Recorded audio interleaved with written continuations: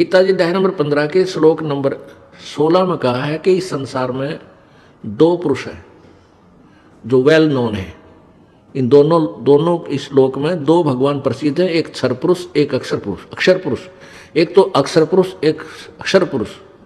यशो दे दिया क्षर पुरुष, हम सीधा बोल दें क्षर पुरुष। क्षर माने जिसका नाश हो, क्षर माने राख है। क्षार क्षार का बिगड़ा हुआ, क्षर का अर्थ क्षार बन गया।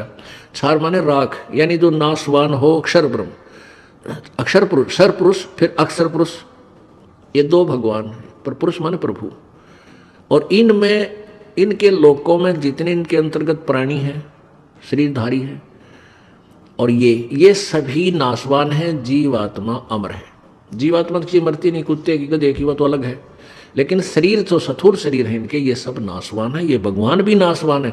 अक्षर पुरुष का अर्थ वैसे अविनाशी परमात्मा होता है। पुण्यात्माओं, आप मानव हो और अब ऐसा शिक्षित मानव है, इतना माइंडेड है कि कैसे कैसे इंस्ट्रूमेंट बना लिए, ये कंप्यूटर बना लिए, आसमान में इंटरनेट सेट कर लिए, पता नहीं क्यों क्यों खड़द उतार दिए। यानी इतना बुद्धिमान है। तो आज इस ज्ञान को पुनर्समझना होगा आपने, परमात्मा वाली विज्ञान को। विज्ञान का अर्थ होता तत्व ज्ञान, विज्ञान यानी विशेष ज्ञान। विज्ञान, ज्ञान माने ज्ञान, सिंपल ज्ञान, और विज्ञान जो विशेष ज्ञान। तो जो विज्ञान को हम विज्ञान बोलते हैं वो विज्ञान अलग है, वो भी विज्ञान है। विशेष ज्ञान हो गया क्योंकि पहले हमें पता नहीं था रेडियो के ऊपर बने, जहाज कैसे बने, कंप्यूटर कैसे बने। ये तो भौतिक विज्ञान हुआ। आध्यात्मिक विज्ञान, आध्यात्मिक तत्व ज्ञान, उसको भी हम बहुत आसानी से सीख सकते हैं, जान सकते हैं, यदि हमारा एक बार बुद्धि इधर डाइवर्ट हो जाए। तो इसलिए हम फेल रहे, क्योंकि हमें जो मार्गदर्शक मिले वो अल्पज्ञ थे और हम उनको सर्वज्ञ मानते थे। हम उनको परम विद्वान मानते थे और वो थे कति अज्ञानी। वो दिक्कत के विद्वान नजर आवे थे। हमने वो विद्वान नजर आवे थे, लेकिन उनका मोतियाबिंद था भक्ति का, ज्ञान का। तो इस प्रकार हमने इस ज्ञान को गहराई से सोचना पड़ेगा, तब हम इस मार्ग पर चल पाएंगे। नहीं तो वैसे फिर हम केवल इस उद्देश्य से आए हैं, हमारा संकट कट जा, हमारा नो सुख हो जा, बस इतना ही बहुत है। तो फिर वो तो होगा ही होगा। आपको बार बार यहाँ बुलाते हैं तो आपको परमात्मा एक दो सुख तो ऐसा दे देगा, आप सोच भी नहीं सकते। अपने कोटे तो देगा, क्योंकि आपके जब पुण्य समाप्त हो चुके हैं, जो दुखी आदमी आए हैं, तो फिर आपकी रुचि बनेगी, फिर आपको बार बार बुलाया जाता है, ताकि हम अपना असली उद्देश्य आपको बता सके। हमारा ये आश्रम खोलने का, आपको यहाँ बुलाने का उद्देश्य क्या है कि हम परमात्मा के ज्ञान से आपको परिपूर्ण कर दें। आप मार ना खाओ। एकादा कोई कर्म की मार जो आती है वो बहुत भयंकर हो और हल्के में टल जावे, थोड़ा बहुत चोट फेट आ जाती है आपके, तो आप डगमग ना हो सको, क्योंकि फिर आपका ज्ञान आधार बन जाएगा कि भी और भगवान की तरह नहीं, ऐसी भक्ति कहीं पर नहीं है। तो फिर आप काल के हाथों नहीं आओगे। वहां तो आपको कोई सुख होना ही नहीं था, बिल्कुल ही नहीं होना था। आपके पुण्य चले इतने सुखी नजर आए, पाप शुरू हो गए, फिर बिरानमटी होगी, कोई समाधान नहीं, तड़प भुगत कर मरे जाते हो। यहाँ ऐसा नहीं होने देंगे प्रभु। तो प्रसंग जो चल रहा है कि वो अविनाशी जैसे अक्षर पुरुष है। अक्षर का अर्थ होता है जिसका जो नाश कभी ना हो, अक्षर। अब यहाँ इस गीता जी अध्याय नंबर 15 के श्लोक नंबर 16 में अक्षर पुरुष और अक्षर पुरुष दो बता दिए। यहाँ असमंजस में पड़ जाएंगे हम, भाई इसको भी अक्षर पुरुष कह दिया, फिर ये अविनाशी भी है, फिर नाशवान बता दिया। अब ये समझना है, जैसे एक तो प्याला होता है चाय पीने का, ये कप सफेद सा होता है, उसका तो हमें पता ही है। तो एक पे गिर गया परस पे, पक्के पे टुकड़े टुकड़े हो जाएगा। ये तो बिल्कुल नाशवान है, सीधा नाशवान, अंडरस्टूड है। और एक कप होता स्टील का। अब स्टील का उस मिट्टी वाले कप के कंपैरिजन में, तुलना में, वो चिरस्थायी है। वो चिरस्थायी है लेकिन अविनाशी नहीं है। इसलिए ये इस तरह समझो कि वो जैसे स्टील के कप का नाश तो होगा लेकिन समय बहुत लग जाएगा। काफी वर्षों के बाद वो टूटे, उसको जंग लगेगा स्टील को, लोहे को, और फिर धीरे धीरे वो खत्म हो जाएगा। लेकिन बहुत उसकी तुलना में वो अविनाशी मान लिया, लेकिन वो वास्तव में अविनाशी नहीं है। अब जैसे सोना धातु है, उसका अस्तित्व समाप्त नहीं होता, उसको ना दर लगता, ना खत्म होता, ना काई लगती, उसको वो नष्ट नहीं होता।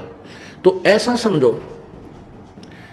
अब इस गीता जी अध्याय नंबर 15 के श्लोक नंबर 16 आपने सुन लिया। 17 में फिर बताया है कि उत्तम पुरुष तु अन्य परमात्मा इति उदाहरते। वास्तव में उत्तम माने श्रेष्ठ और पुरुष माने परमात्मा, वो तो अन्य है, अन्य ही है। कौन किन से अन्य है? जो 16वें श्लोक में जिनके विषय में बताया है। कौन कौन से? अक्षर पुरुष और अक्षर पुरुष। तो इन दोनों से कोई और है, परमात्मा इति उदाहरते, जिनको परमात्मा कहा जाता है, वो परमात्मा कहलाता है। अब फिर यहां समस्या आ जाएगी, भाई ये परमात्मा को, ब्रह्म को भी भगवान कहें, परमात्मा कहते हैं, और अक्षर पुरुष तो फिर आप पे भगवान हो गया। और फिर इसमें बता दिया कि यो जो इनसे अलग जो तीसरा है, वो वास्तव में परमात्मा है। अब परमात्मा की परिभाषा बताएंगे आपको। हमें अभी तक परमात्मा की परिभाषा का भी ज्ञान नहीं है। तो गीता जी अध्याय नंबर 15 के श्लोक 17 में कहा कि उत्तम पुरुष है तु अन्य परमात्मा इति उदाहरता है। और यह लोकत्रयम् आविश्य विभर्ति अवैश्वर, वही तीनों लोकों में प्रवेश करके वो तीसरे नंबर का श्रेष्ठ परमात्मा, पुरुषोत्तम, उत्तम पुरुष कहो चाहे पुरुषोत्तम कहो, पुरुष उत्तम श्रेष्ठ प्रभु, वही तीनों लोकों में प्रवेश करके और सबका धारण पोषण करता है। और वो अवय ईश्वर है, वो है अविनाशी परमात्मा, वो है अविनाशी ईश्वर प्रभु, प्रभुओं का भी प्रभु, देवनपति देव। ईश्वर का अर्थ ये भी होता है देवनपति देव। लेकिन हाँ, ये ईश्वर फिर बीच में एक और अड़ गया, अक्षर पुरुष परब्रह्म, इसलिए इनको डिफाइन करने के लिए परमेश्वर कहना पड़ा। अब तीन परमात्मा हो गए। एक क्षर पुरुष, ये ब्रह्म है, इसको अक्षर ब्रह्म भी बोलते हैं। अब दोनों पैरेलल सुनना, बुद्धिमान बच्चे हो, शिक्षित बालक हो, कोई बालक ऐसे नहीं, आज से 100 साल पहले की जनता नहीं है, बहुत बुद्धिमान हो। आजकल के छोटे छोटे बालक इतनी मोटी मोटी जो है ना इंग्लिश की पुस्तकों को लाएंगे पढ़ने, अच्छे सब्जेक्ट, बहुत अच्छा इंटेलिजेंट मानव हो गया। तो उस इंटेलिजेंसी का ई लाभ मिलेगा ना, पेट के लिए तो चाहे कितना इंटेलिजेंट बन ले, चाहे कुछ भी कर ले, यही समाप्त हो जाएगी। वो इंटेलिजेंसी आगे काम ना दे, केवल रोजगार और पेट ही तक सीमित है वो। और अब ये इंटेलिजेंसी हमारे काम आएगी मोक्ष के लिए, और ऐसी परम वस्तु इससे हमें मिलेगी जिसकी खोज करते करते ऋषि लोग अपने शरीरों को गला गए, तप करके समाप्त कर गए। उनकी साधना ठीक नहीं थी, उनको ये मार्ग ना मिला। तो कहने का भाव यह है कि अब जैसे तीन परमात्मा हो गए, एक क्षर पुरुष, एक अक्षर पुरुष, और यो परम अक्षर पुरुष, एक क्षर पुरुष, अक्षर पुरुष और परम अक्षर पुरुष, क्षर ब्रह्म, क्षर ब्रह्म कहो, क्षर ब्रह्म और अक्षर ब्रह्म और परम अक्षर ब्रह्म। गीता जी अध्याय नंबर 8 के श्लोक नंबर 3 को डिफाइन करने के लिए परम अक्षर ब्रह्म क्यों कहा, इसलिए ये सारा विस्तार से विश्लेषण आपके सामने खोलना पड़ा। और पुण्यात्मा, आप कोई पहली क्लास का बच्चा है, कक्षा का, यानी आज जो नाम लेने आया है, या 1 महीने 2 महीने 6 महीने हुए हैं, ये तो प्रथम कक्षा के बच्चे हैं। और जिनको द्वितीय मंत्र मिल गया वो समझ लो मिडिल पास कर गए, मैट्रिक। और जिनको तीसरा मिल गया वो तो कंप्लीट, यानी उन्होंने अपनी शिक्षा लगभग पूरी कर ली। लेकिन ज्ञान फिर भी साथ रहेगा। तो ये ज्ञान हम सभी को आराम से समझना चाहिए, और इस ज्ञान को जब तक आधार हम नहीं बना पाएंगे, हम कभी भी विचलित हो सकते हैं। क्योंकि तीसरा नाम प्राप्त भी कुछ ऐसे प्राणी भक्त हैं जो ज्ञान से आंशिक परिचित हैं, इसलिए उनका आता रहना बहुत जरूरी है। रह रह कर ये ज्ञान नई उमंग देगा, आपको नया रास्ता देगा, और आपको एक प्रकार की ऐसा जो हलचल मचेगी कि सचमुच ये ज्ञान तो मैंने कभी सुना ही नहीं था, जबकि आप मान चुके होंगे कि हमने तो बहुत कुछ सुन लिया है, तकरीबन हम समझ चुके हैं। तो इसलिए रह रहकर इस परमेश्वर के ज्ञान को सुनते रहना चाहिए। और दूसरा कारण ये है कि जैसे हमने कपड़ा पहना है, नया कपड़ा पहना, मैला हो गया सारे दिन में, फिर शाम को अगले दिन धो लिया तो उज्जवल बना रहेगा। तो सत्संग रूपी सरोवर में और प्रवचन रूपी साबुन से इसको अवश्य साफ करवाते रहना चाहिए। ये धोबी घाट है आपके अंतःकरण को साफ करने का। तो यहाँ आते रहिएगा, इससे भी बहुत लाभ होगा आपको। तो उनके लिए एक नया चांदना होगा, जो पहली बार आए हैं उनको ज्ञान समझ में आएगा धीरे धीरे। तो ये बार बार आपको इसका आवर्ती कराई जा रही है, बार बार आपको रिपीट कराया जा रहा है। आपके कुछ दिनों में आपके उंगलियां पा जाएगा ये तत्व ज्ञान। और फिर कोई और भी आपसे प्रश्न करेगा, आप आसानी से उनको समझा सकोगे, अपने बहन भाइयों को जो भ्रमित हैं, काल के जाल में फंसे हुए हैं। इसलिए आपको बार बार ये ज्ञान सुनाया जाता है, याद कराया जाता है।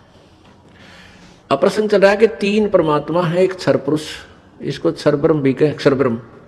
इसलिए परम अक्षर ब्रह्म कहना पड़ा गीता ज्ञान दाता ने, क्योंकि वो खुद क्षर ब्रह्म है। और परब्रह्म जो नेक्स्ट प्रभु है वो परब्रह्म है, वो अक्षर पुरुष कहलाता है, उसको अक्षर ब्रह्म भी बोलते हैं। लेकिन उसकी आयु इतनी लंबी है कि उसको वो चिर स्थायी है, लेकिन अविनाशी नहीं, इसलिए अक्षर पुरुष उसको भी कह दिया। अब फिर आगे बताया कि उत्तम पुरुष है तो अन्य, 15वें अध्याय के 17वें श्लोक में उसको डिफाइन किया है कि वास्तव में अविनाशी, क्योंकि अक्षर पुरुष का अर्थ अविनाशी हो गया अक्षर ब्रह्म, तो इसलिए डिफाइन करना पड़ा कि वो अक्षर पुरुष तो कोई और ही है, वो उत्तम पुरुष श्रेष्ठ परमात्मा कोई और है, जिसको परमात्मा कहते हैं। और वो तीनों लोकों में प्रवेश करके यानी सबका धारण पोषण करता है। अर्थात संसार रूपी वृक्ष की मूल भी वही है, वो जड़ भी वही है। जड़ से तना से खुराक आता है, जड़ से तना को खुराक आया, आहार मिला, और तना से मोटी डार को, डार से फिर टहनियों शाखाओं को, और फिर पत्तों तक आहार जड़ से ही चलता है। परमेश्वर ने आकर बताया था, खुद भगवान ने एक तत्वदर्शी संत की भूमिका की, कबीर भगवान ने, उन्होंने बताया कबीर अक्षर पुरुष एक पेड़ है, निरंजन वाकी डार, और तीनों देवा शाखा है, ये पात रूप संसार। अब गीता जी अध्याय नंबर 15 के श्लोक नंबर 1 से और अब 17 में वो निर्णय आया है कि वो मूल ऊपर को जड़ जो है वो सच्चिदानंद घन परमात्मा है, आदि पुरुष परमेश्वर है, पूर्ण ब्रह्म है। वो परम अक्षर ब्रह्म तो जड़ है, मूल है, और उसी जड़ से ही तीनों लोग, वही उसी से आहार सबको मिलता है। अक्षर पुरुष को यानी इस परब्रह्म को, और क्षर पुरुष यानी इस ज्योति निरंजन डार को, और तीनों गुण रजगुण ब्रह्मा सदगुण विष्णु तम गुण शिव जी रूपी शाखाओं को, और पात रूप संसार को। अब इसमें स्पष्ट कर दिया है कि ऊपर तो जड़ है वो पूर्ण परमात्मा, उसी से सब साधना करके अपने अपने जो है ना पुण्य को ग्रहण कर रहे हैं। परमात्मा कबीर जी ने गोरखनाथ जी से कहा था कि तेरा ज्योत स्वरूपी अलख निरंजन वो भी धरता ध्यान हमारा, वो भी हमारा ही ध्यान, हमारी ही पूजा करता है, और ताकि उससे फिर हम उसको उस भक्ति सत्र की जैसी वो साधना करता है उस सत्र का लाभ उसको देते हैं, वो फिर अपने 21 ब्रह्मांडों को चला रहा है। तो वो तीनों लोकों में प्रवेश करके कबीर भगवान पूर्ण ब्रह्म परम अक्षर ब्रह्म, वो तीनों लोकों में प्रवेश करके सबका धारण पोषण करता है, वो अविनाशी परमात्मा है। अब ये अविनाशी और ये जो अक्षर पुरुष, इसको अविनाशी क्यों कहा, अब इसके बारे में जानकारी प्राप्त करें।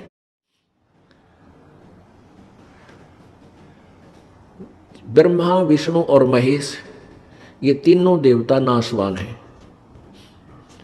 ये तो बहुत ही अल्प आयु के हैं, किसकी तुलना में, अन्य भगवानों की तुलना में। अन्य कौन, ब्रह्म और परब्रह्म की आयु की तुलना में। अब देखो पुण्यात्मा, हमारे ज्ञान में कितनी त्रुटि थी, कितना इनकम्प्लीट स्पिरिचुअल नॉलेज हमें प्राप्त था, कितना अधूरा आध्यात्मिक ज्ञान हमें प्राप्त था कि हम ब्रह्मा विष्णु महेश को अजरो अमृत समझते थे, मानते थे। और हमारे जो हिंदू धर्म के गुरुदेव थे वो हमें इनके विषय में यही बताते थे कि ये अजरो अमर है, सर्वशक्तिमान है, सर्वेश्वर है, महेश्वर है, मृत्युंजय है, कालज्ञ है। अभी नहीं कि जीवनी में हमने पढ़ा ये स्वयं स्वीकार कर रहे हैं कि हम तो अविनाशी नहीं है, हमारा तो जन्म और मृत्यु होता है। पहले तो ये निर्णय देते हैं, आपको प्रमाण देते हैं कि ब्रह्मा विष्णु महेश नाशवान है। और फिर गीता ज्ञान कौन दे रहा है? ब्रह्म दे रहा है, ज्योति निरंजन काल दे रहा है। वो चौथे अध्याय के 5वें श्लोक में आप ही स्वीकार कर रहा है कि मेरे और तेरे बहुत जन्म हो चुके, तू नहीं जानता मैं जानता हूं। अब बाकी जैसे ब्रह्मा विष्णु महेश के बारे में जानकारी आपको देते हैं श्रीमद् देवी भागवत यानी देवी पुराण के 3रे स्कंद में। देखिएगा श्रीमद् देवी भागवत, सचित्र मोटा टाइप, केवल हिंदी, गीता प्रेस गोरखपुर से प्रकाशित है।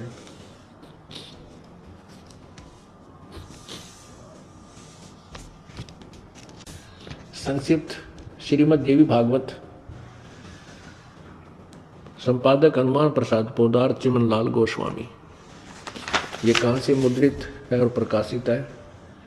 प्रकाशक एवं मुद्रक गीता प्रेस गोरखपुर, गोविंद भवन कार्यालय कोलकाता का संस्थान है। ये इनके फोन नंबर है। इसके 123 पृष्ठ पे ये देखिएगा,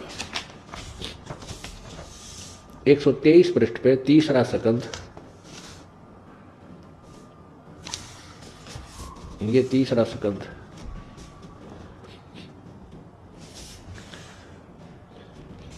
अब भगवान विष्णु जी दुर्गा की स्तुति कर रहे हैं अपनी मां की। तुम शुद्ध स्वरूपा हो, यह सारा संसार तुम्ही से उद्भासित हो रहा है।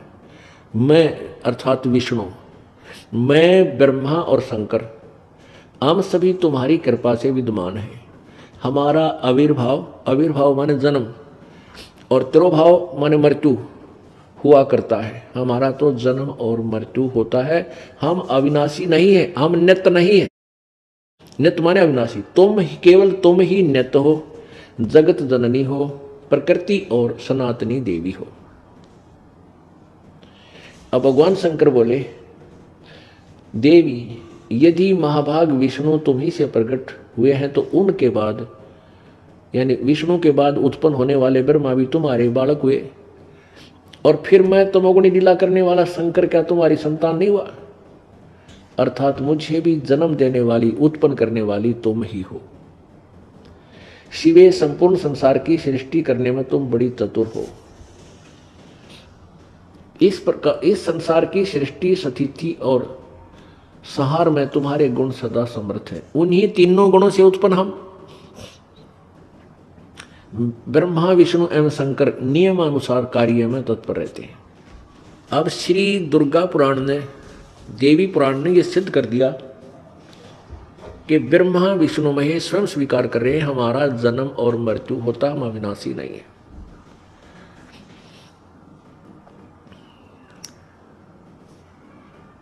और दूसरा ये सिद्ध कर दिया कि दुर्गा इनकी माता है और ये तीनों ब्रह्मा विष्णु महेश इसके पुत्र हैं।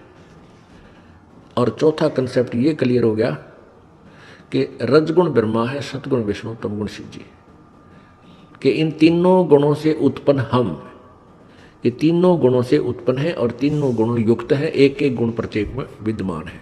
तो इसलिए रजगुण ब्रह्मा है, सतगुण विष्णु, तमगुण शिव जी है। तो इससे सिद्ध हो गया ब्रह्मा विष्णु महेश नाशवान है। इनकी आयु का क्या कैसे गणना होती है? जैसे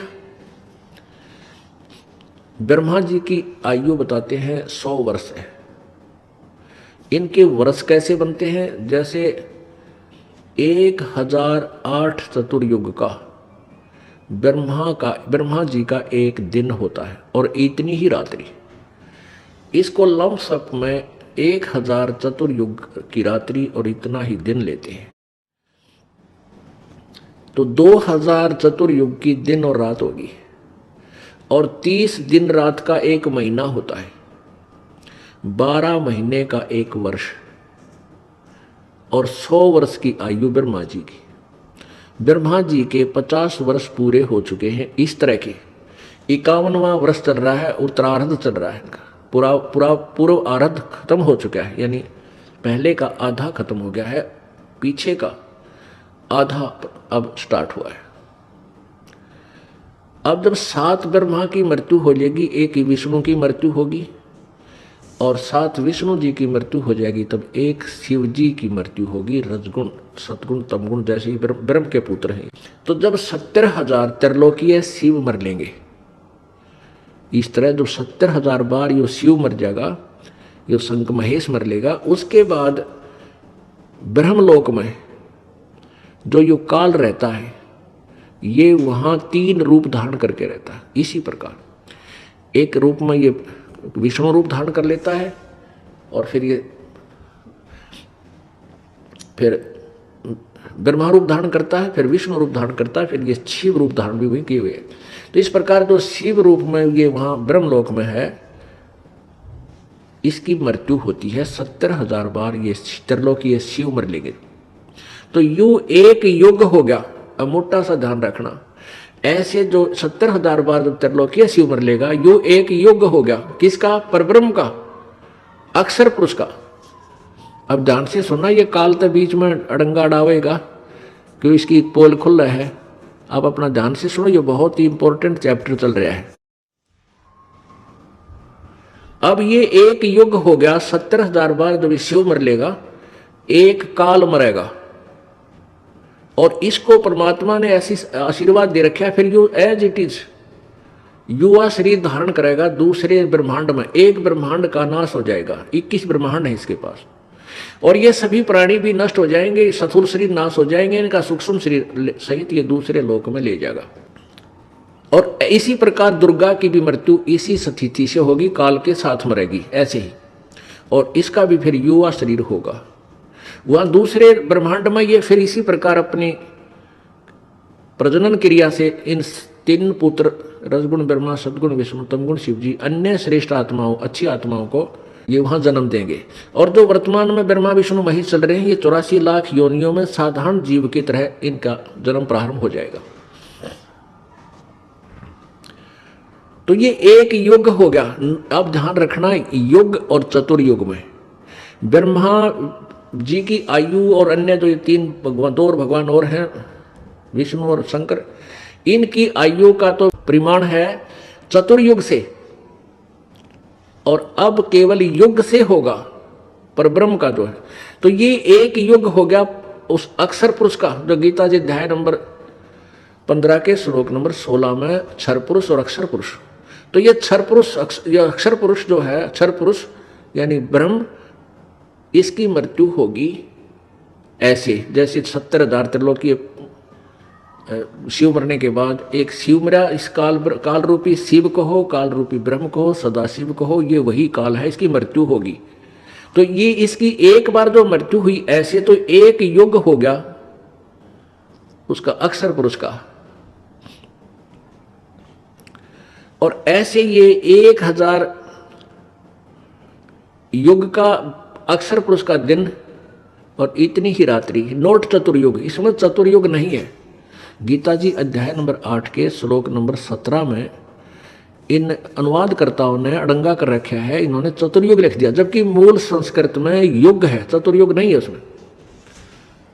और इन्होंने बस ब्रह्मा जी की आयु का विश्लेषण वहां पर दे दिया, जबकि वहां पर अक्षर पुरुष यानी परब्रह्म के विषय में उसकी आयु का वर्णन दिया गया है। तो ऐसे 1000 वर्ष का ब्रह्म, परब्रह्म का 1000 वर्ष, ऐसे बने हुए 1000 वर्ष यानी 1000 युग, नोट चतुर्युग, ऐसे बने हुए 1000 युग का ब्रह्म, उस परब्रह्म का दिन इतनी ही रात्रि अक्षर पुरुष की, और 30 दिन रात का 1 महीना, और 12 महीने का 1 वर्ष, और 100 वर्ष की इस अक्षर पुरुष की आयु अर्थात इसकी मृत्यु होगी। अब इसलिए इसको अक्षर पुरुष कह दिया, चिरस्थायी है ये। अब विचार करो, मनुष्य 100 वर्ष में तकरीबन मृत्यु को प्राप्त हो जाती है, और 43,20,000 वर्ष क्या एक चतुर्युग बनता है, सतयुग, त्रेता, द्वापर और कलयुग, 43,20,000 वर्ष का। और फिर ऐसे ऐसे चतुर्युग 1008, 1000 मान लो तो भी गणे बहुत हो जाते हैं, इसलिए लमसम ले लिया 1000 चतुर्युग, और इतनी रात्रि, और फिर 30 दिन रात का एक महीना, 12 महीना का एक वर्ष, 100 वर्ष की ब्रह्मा की आयु, उस तो 7 गुणी विष्णु की, उस तो 7 विष्णु से 7 गुना शंकर जी की, और 70,000 जब बार शंकर मर ले, जब एक बार काल मरे, जो गीता ज्ञानदाता चौथे अध्याय के 5वें और 9वें श्लोक में कहता है कि मेरे जन्म तेरे बहुत हो लिए, तू नहीं जानता मैं जानता हूँ। मेरे जन्म और कर्म दिव्य हैं, अलौकिक है, तुम्हारी तरह जन्म नहीं होता मेरा ऐसे जन्म होता है। मृत्यु तो होती है, इसको दुख भी होता है मृत्यु का, परेशानी भी होती है मृत्यु के समय, लेकिन शरीर इसका छूटता है, फिर दोबारा युवा जन्म इसको मिल जाता है। अब ये अक्सर पुरुष भी नाशवान क्यों बताए, इसलिए तो तीसरे की व्याख्या करनी पड़ी कि उत्तम पुरुष तो अन्य परमात्मा उदाहरते, यह लोग तरम आविश्य विवर्ती अवय ईश्वर है, वो अविनाशी भगवान है, तीसरे नंबर का वो परम अक्षर ब्रह्म है। एती उम्र बुलंद मरेगा अंतरे, क्योंकि कोई सतगुरु में ले न लगे न कान न भेटे वो संतरे। ओह, एती उम्र बुलंद मरेगा अंतरे, सतगुरु लगे न कान न भेटे वो संतरे। ओह, वो संत तुझे नहीं मिले, वो सतगुरु तेरा कान नहीं लगे। अब देखो इसमें 2 व्याख्या की है कि सतगुरु लगे न कान न भेंटे संतरे, वो संतरे। जैसे ही आप जी तत्व ज्ञान से परिचित होगे, आप ऐसे संत तो होगे कि दूसरे को बता सकते हो भाई ज्ञान ये है, लेकिन आप सतगुरु नहीं हो। सतगुरु तो वो होगा जो नाम देगा। तो कहते हैं सतगुरु लगे न कान न भेंटे संतरे, क्योंकि आप जी के संपर्क में पुण्यात्मा आवेगी अब, क्योंकि आप भक्त बन गए, संत बन गए, और आप ज्ञान समझाओगे, यही जो दास आपको फीड कर रहा है। फिर आपसे संपर्क में आके फिर सतगुरु के पास आएंगे, नाम लेंगे, कल्याण होगा। तो कहते हैं इतनी लंबी उम्र भी जो अन्य पूजाएं तुम करते हो, कहते हैं इंद्र कुबेर ईश की पदवी, और ब्रह्मा वरुण धर्मराया विष्णुनाथ के पुर को जाके फिर भी जन्म मृत्यु में आया। यानी ब्रह्मा विष्णु महेश की पदवी पाकर भी इतनी, क्योंकि अच्छी साधना करने से इतनी लंबी उम्र मिलती है और देव पद प्राप्त होता है।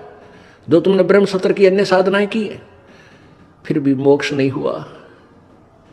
इतनी उम्र बुलंद मरेगा अंतरे, क्योंकि तू साधना ठीक नहीं कर रहा है तो जैसे वेदों अनुसार कर रहे हो, तो ये भी पूर्ण मोक्ष नहीं है। क्योंकि वेद ज्ञानदाता यजुर्वेद अध्याय नंबर 40 के श्लोक नंबर 10 से 13 में इनमें किसी अन्य और ज्ञान के विषय बता रहा है जो तत्वदर्शी संत ही बताएंगे उस परमेश्वर के बारे में, उनसे सुनो।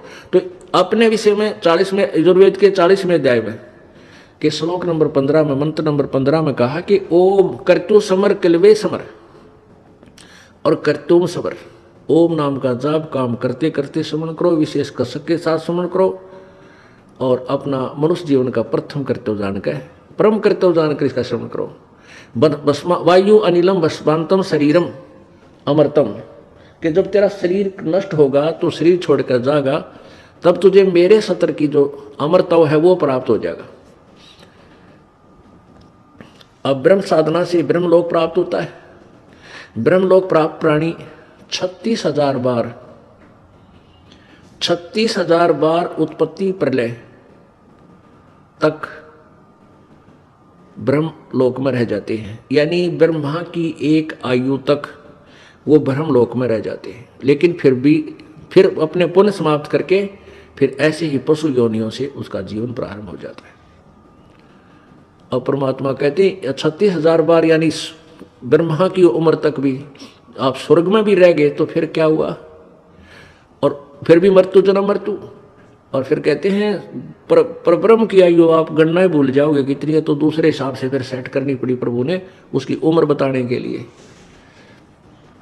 तो इतनी उम्र बुलंद मरेगा अंतरे, क्योंकि सतगुरु लगे न कान न बैठे वो संतरे, कि तुझे वो तत्व ज्ञान से परिचित संत नहीं मिले और सतगुरु नहीं मिला तेरे को, इसलिए तेरी ब्राह्मण माटी आज तक विद्यमान है। अपने आत्माओं, हमने परमात्मा प्राप्ति करनी है। मनुष्य जीवन का मूल उद्देश्य प्रभु पाना ही है। यदि हम इसके हटकर कोई भी कार्य करते हैं, वो तो पशु भी कर रहे हैं, पक्षी भी कर रहे हैं, सभी अपने बच्चे उत्पन्न करते हैं, उनमें मोह ममता, उनके बारे में चिंतित, फिर मृत्यु, सभी ऐसे ही चल रहे हैं।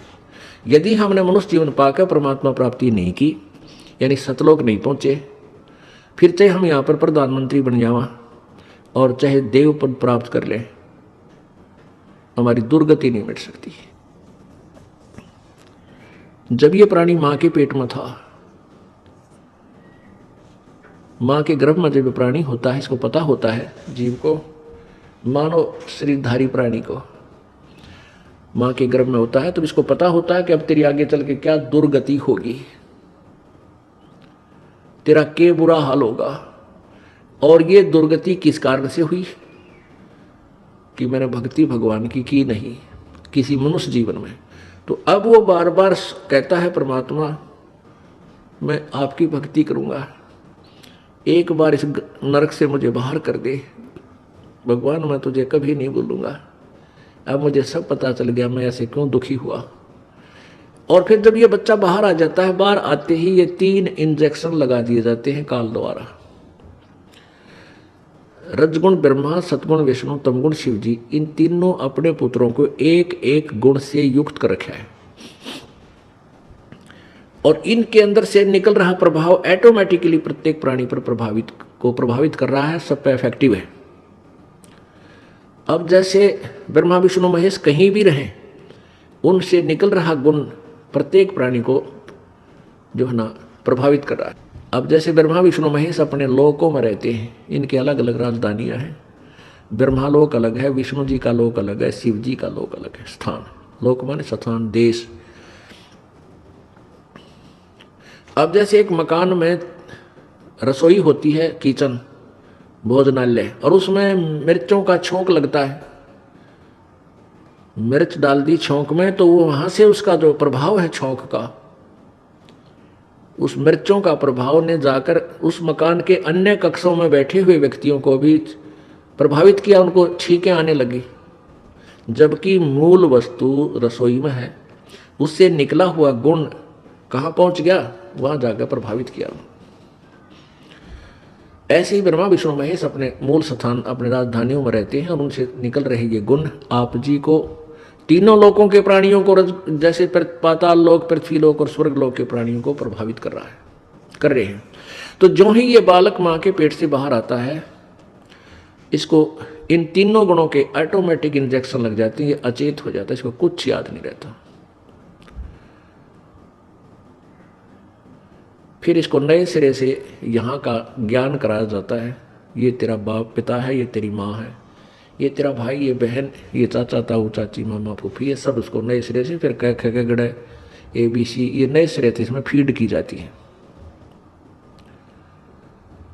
और फिर ये कहता है, जब ये शरीर छोड़कर जाता है तो परमात्मा के दरबार में जब इससे अकाउंट लिया जाता है, तो ये क्या कहता है, भगवान मेरे को पता नहीं लगा, मुझे ज्ञान नहीं हुआ कि मुझे क्या करना चाहिए था, भक्ति करनी चाहिए थी या नहीं थी। तो परमात्मा उलाहने में नहीं रहते, परमात्मा ये भी कसर नहीं छोड़ते। प्रत्येक गांव में, प्रत्येक नगर में, पूरी पृथ्वी पर कोई भी प्राणी ऐसा नहीं जो इस बात से अपरिचित हो भगवान की भक्ति करनी चाहिए, परमात्मा ने याद करो। यानी किसी ना किसी के मुख से उसने अवश्य कहा है भगवान की भक्ति करनी चाहिए, परमात्मा ने याद करवाई। कोई गलती करता है, पाप कर रहा है, भाई भगवान से डर, मालिक ने याद करे। यानी इस तरह की प्रेरणा प्रत्येक प्राणी तक मालिक ने पहुंचा रखी होती है। फिर दूसरा ये होता है, जैसे आप जी गए हुए हो, आप प्रत्येक भाई को, बहन को, मित्र को, सहेली को, कोई रिलेटिव है, संबंधी, उनसे अवश्य ये चर्चा करते हो कि भगवान की भक्ति करो, और भक्ति का मार्ग ये है, वो भक्ति का साधना ठीक नहीं है। तो भले ही वो नहीं मान रहे हैं तो उनका दुर्भाग्य है। जब वो सच्चे दरबार में जाकर खड़े होंगे, उनका कोई पुण्य उनके साथ होगा नहीं, क्योंकि भक्ति शास्त्र विरुद्ध है। गीता जी अध्याय नंबर 16 के श्लोक नंबर 23 में कहा कि अर्जुन, शास्त्र विधि को त्याग कर जो मनमाना आचरण करते हैं, मनमाने आचरण का अर्थ है जो अपनी मर्जी से लोक वेद के आधार पर, सुनी सुनाई कथाओं के आधार पर, ज्ञान के आधार से पूजाएं करते हैं, वो मनमाना आचरण कहलाता है, जो वेदों और गीता में वर्णित नहीं है। जो शास्त्र विधि को त्याग कर मनमाना आचरण करते हैं उनकी ना तो कोई सिद्धि होती है, ना उनकी गति होती है, ना कोई सुख होता है, यूजलेस। तो जो साधना आप कर रहे थे वो तो उनके पास साथ भक्ति धन हुआ नहीं, और पापों की गठड़ी बंध गई पूरी। पाप बहुत इकट्ठे कर लिए, क्योंकि पाप तो जन्म में बिना गिनती के होते हैं, और पुण्य करने के लिए विशेष व्यवस्था करनी पड़ती है, गुरु बनाना पड़े।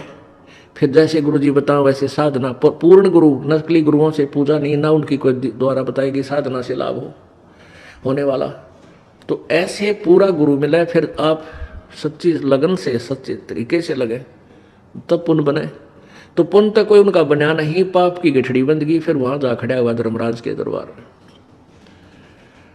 अब वहां ये एक बहाना बनाता है कि भगवान मुझे किसी ने बताया कोई नहीं, भक्ति कर ले। तब इसका फिल्म चलाता है परमात्मा, ये सब आप जो भी बातें जिसके साथ कर रहे हो, वैसे कोई गुप्त का गलती कर रहा है तो वो भी फिल्म बनकर भगवान के दरबार में पहुंच जाती है, और एक आपके अंतःकरण में, आपके कंप्यूटर में ऑटोमेटिकली फीड हो जाती है। तो जब ये वहां खड़ा होकर ये झूठ बोलता है, बहाना बनाता है, तो परमात्मा इसके कंप्यूटर से जो वहाँ भगवान के दरबार में इसके नंबर का है ऑन कर देता है कि ले देख, ये भक्त तुझे क्या कह रहा है, ये बहन तुझे क्या कह रही है कि भक्ति कर ले, तू क्या कह रहा है, फिर देखेंगे किसने देखा है। ईब के भक्ति करने का टाइम से बुढ़ा होकर भक्ति करूंगा, और भक्ति तने करी नहीं, बकवाद करता रहा। फिर ये कैसे कह रहा है कि मेरे को किसी ने बताया नहीं, फिर ये यूं कर ले, नीची गर्दन। भगवान गलती बन गई, बन गदा। अब गलती की सजा दूं मैं, मेरे पास और कोई विकल्प नहीं, जिसी तू करेगा वैसा फल दे दूंगा। तेरा पुण्य होता तो स्वर्ग भेज दूं, हो देवता बना दूं, पुण्य नहीं है तो बन गदा।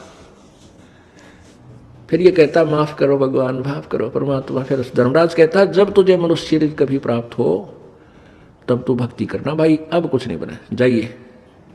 तो जब ये माँ के गर्भ में वहां से जब ये मानव शरीर प्राप्त करके चलता है, वहां के जो देव पुरुष हैं वो भी कहते हैं इस आत्मा को कि भाई तेरा दाव लग गया, और ये मनुष्य शरीर बार बार नहीं मिलता, पूरे संत की तलाश करिए। देवता भी पछता रहे हैं कि हमने तो गलती कर दी, हमें भी संत पूरा नहीं मिला, हमारी भी जन्म मृत्यु होगी, और कभी मनुष्य शरीर मिलेगा तो पूरे संत ने ढूंढांगे भाई। इन अधूरे संतों के आधार पर हमने भक्ति कर ली, हम पार नहीं हो पाए, हम फिर जन्म मृत्यु में। तो आने वाले मानव शरीर प्राप्त करने वाले को प्रत्येक ने एक सलाह देते हैं कि तेरा दाव लग गया भाई, भक्ति करिए, बकवाद मत करना। तो वहां तो ये बिल्कुल पक्का होका हुआ है, माँ के गर्भ तक इसको याद रहता है। बाहर आते ही फिर ये 3 गुणों के प्रभाव से ये भूल जाता है। अपने आत्माओं, परमात्मा फिर दयालु है, पता है कि काल ने जुल्म कर रखा है, ये इन प्राणियों को मिसगाइडेड रखता है, इनको भ्रमित रखता है, झूठे संत भेज करके अपनी महिमा अपने तक महिमा करवा लेता है, या फिर झूठे ज्ञान के आधार पर सतपुरुष की महिमा, जैसे दूसरे नकली पंथ है सतलोक और सतपुरुष के बारे में कहते हैं सतलोक चलो, वहाँ कहते हैं सतपुरुष तो है ही नहीं, वो तो प्रकाश ही प्रकाश है, चेतन ही चेतन है। वहाँ तो सतपुरुष में जाकर ऐसे लीन हो जाएगी आत्मा जैसे समुद्र में बूंद हो जाती है। अब किसी का थोड़ी बहुत लगन बने कि भगवान प्राप्त करूं तो उल्टा हट जा भाई, वहाँ तो भगवान में मिल जाना है, जाके फिर करेंगे कि वहाँ हम चाहें परमात्मा प्राप्ति, उसके दर्शन करें, उसके सेवा करें। जैसे परमात्मा ने कबीर जी की वाणी में है, परमेश्वर कबीर जी की वाणी में, करने नो दीदार महल में प्यारा है, उसमें लास्ट में कहा है कि जो आत्मा सतलोक चली जाती है, जो पुण्य आत्मा, वहाँ तो वहाँ उनका 16 सूर्य जैसा शरीर बन जाता है। 16 सूर्य जैसा शरीर का तेज, इतना नूरी शरीर होता है, इतना सुंदर शरीर, चमकीला शरीर है उनका, लेकिन 16 सूर्य जैसा चमकीला बन जाता है। और फिर वो सत्य पुरुष यानी उस अविनाशी भगवान के ऊपर चंवर करते हैं, सेवा करते हैं अपने भगवान की। अरे इन अनाड़ियों ने परमेश्वर कबीर जी के इस शब्द का अनुवाद भी ना करना आया, उसको भी अपने हिसाब से फिर भी ठीक से नहीं समझ सके, अपने हिसाब से फिर भी छोरी व रोंग जो छोरी है उसी को आधार बनाकर अपने शिष्यों को अनुवाद करके दे रहे हैं कि परमात्मा निराकार है, वहाँ तो चेतन ही चेतन है, और वहाँ तो आत्मा ऐसे मिल जाती है जैसे बूंद समुद्र में। अरे बूंद समुद्र में मिल जाओ तो डूब कर मरने वाली बात होगी, कौन मरे डूब कर समुद्र में। हम चाहे प्रभु को, भगवान के दर्शन कराया करेंगे, वहाँ रहेंगे ठाठ से, और वहाँ समाप्ति हो जाए ना, वो तो फिर अस्तित्व यहाँ मिट्टी में, ये चतुर्श्री यहाँ भी मिल जाएगा आपकी तरफ से, तो समाप्त हुए। तो कहने का भाव ये है कि ये जो सतलोक की महिमा गाते हैं ये काल के दूत, इनको सतलोक की महिमा का ज्ञान नहीं, ना उनके पास वो मंत्र, कोई 5 नाम देता है, कोई 3 नाम देता है। वो 3 नाम कौन से हैं? अकाल मूर्त, सतपुरुष, सबल स्वरूपी राम। लेकिन ये पंथ निकला उसी पंथ से है, राधा स्वामी पंथ से ही। वो 5 नाम देते हैं राधा स्वामी वाले, ओंकार, रंकार, ज्योति, निरंजन, सतनाम, सोहम और सतनाम, और तरह के जो सतनाम कोई जाप ही नहीं है। तो ये महिमा गाते हैं सतलोक की, और इनके पास भक्ति को ना नरकलोक की भी, वो भी नरक न्यारा बनेगा इनके लिए। क्योंकि जो साधना वेदों और गीता जी तथा उस 5वें वेद में, कबीर जी की वाणी में, सतपुरुष की वाणी में लिखी है, वो जिसके पास नहीं है वो साधना व्यर्थ है उनकी। तो जब तक हमें सत साधना नहीं मिलती, हम शास्त्र विधि को त्याग कर मनमाना आचरण जो कर रहे हैं, तो वो व्यर्थ है उनकी साधना। अब जैसे प्रसंग चला था कि कोई भी संत या साधु है, भक्त है, पंथ है, उसने जो ज्ञान अपने शिष्यों को बताया उसका आधार क्या है।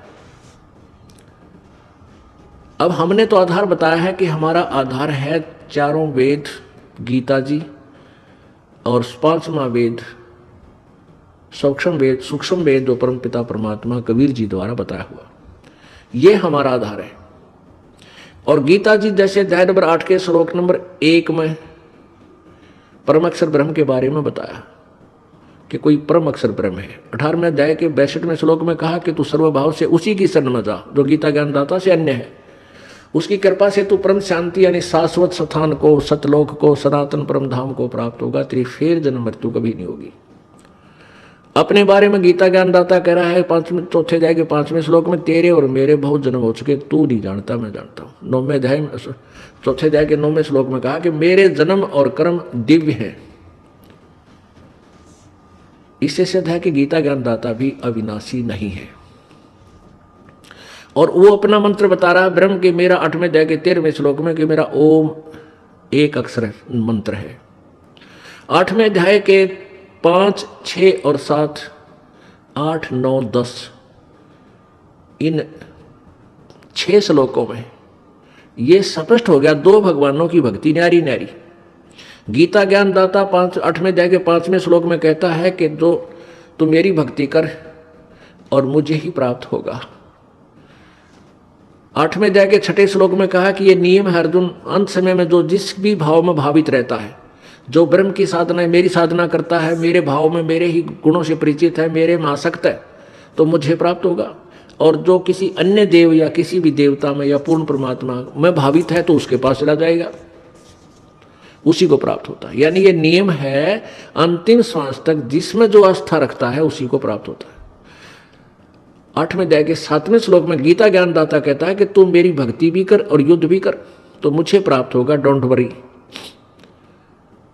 तो मुझे प्राप्त होगा। बस यहां तक तो चैप्टर समाप्त हो गया गीता ज्ञानदाता ने जो अपने बारे में बता रहा है, मेरा ओम मंत्र है। 8वें अध्याय में 13वें श्लोक में कहा। अब 8वें अध्याय के 8, 9, 10 3 श्लोकों में उस परम अक्षर ब्रह्म के विषय में बताया गया कि उसकी साधना करेगा तो उसको प्राप्त होगा, उसी के पास चला जाएगा।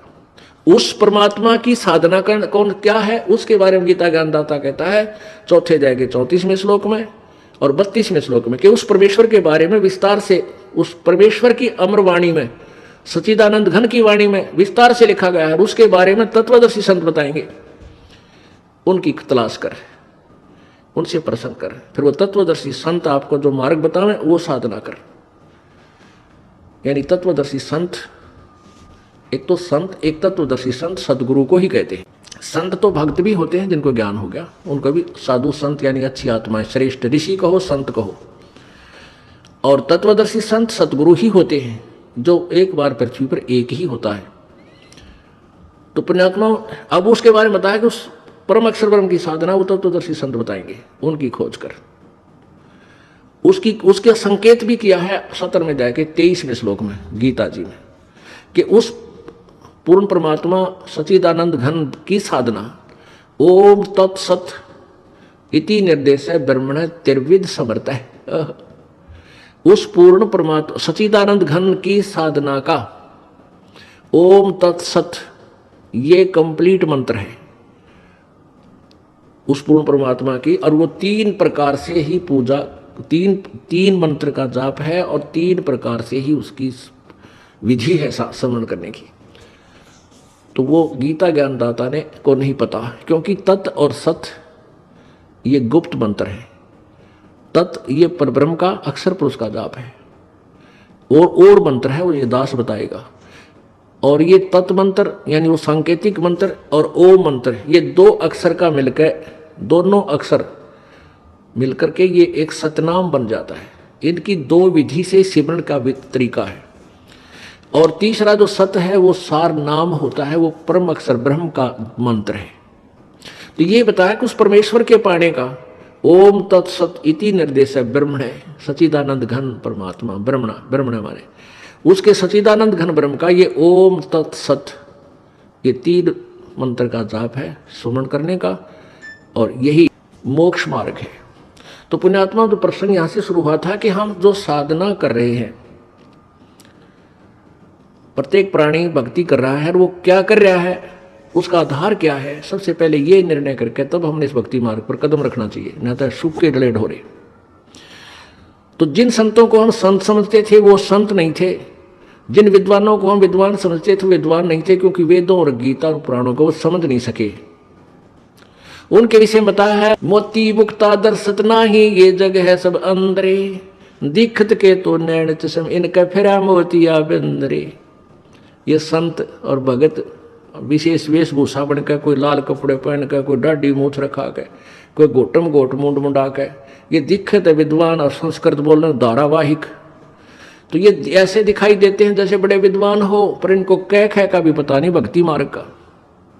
तो उसके विषय बताया है कि मोती मुक्ता दर्शत नाई, मुक्ति रूपी मोती यानी भक्ति का यथार्थ मोक्ष, पूर्ण मोक्ष मार्ग का यथार्थ भक्ति मार्ग सदग्रंथों में वर्णित है। इनका समझ में नहीं आया, इनको दिखता नहीं, तो ये आंख नहीं है, ये विद्वान नहीं है, इनका मोतिया बंद हो चुका है।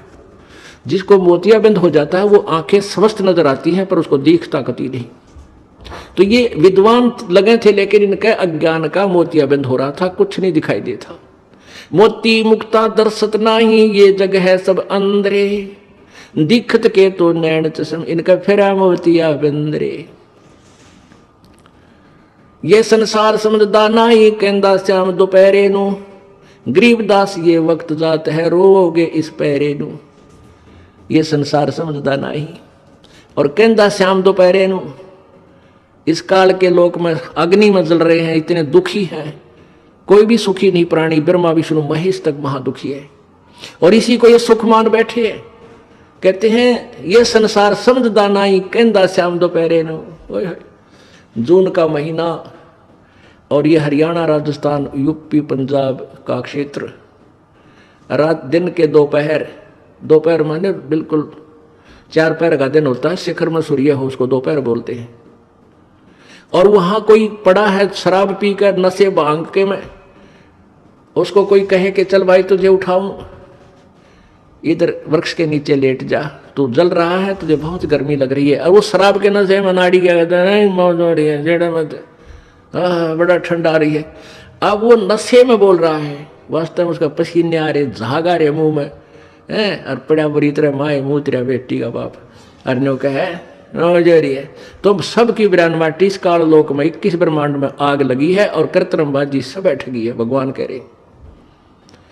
अब कोर्ट में आदमी जाए घी बंदी होती है उसकी, हाय क्या होगा, गवाह कर दे, ऐसे गवाही आ जा, आज वकील नहीं आया, फलाना नहीं आया है। तो और वहाँ भी कोई मित्र मिलता है।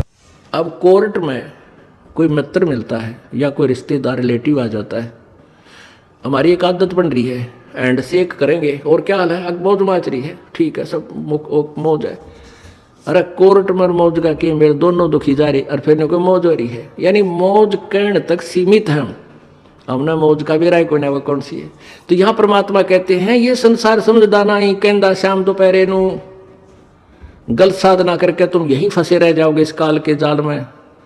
और गरीबदास ये वक्त जात है, रोवोगे इस पैरे नू, इस मनुष्य शरीर के समय को रोया करोगे, फिर बाद में कुछ नहीं बनेगा। इसलिए सत साधना करो और परम संत की खोज करो। बोलो सतगुरु देव।